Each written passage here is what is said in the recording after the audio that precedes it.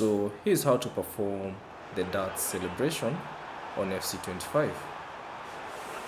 So all you have to do is hold down R2 and spin the right analog stick in the anti-clockwise direction. So let me show you how to do that again.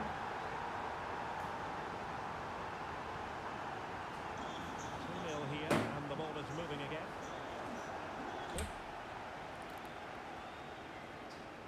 Solanke. On to Maddison. Wonderful chance. Oh, he really bruised the crossbar. Well, able to survive that attacking push. Well, so close to extending their lead there. Just a matter of inches. Good high press. Well, Tottenham have possession again. And he's in. And a stinging shot. But don't lose the ball in that position. Will it be? So hold R2 and spin the right analog stick in the anti-clockwise direction. So thanks for watching, and I'll see you in the next one.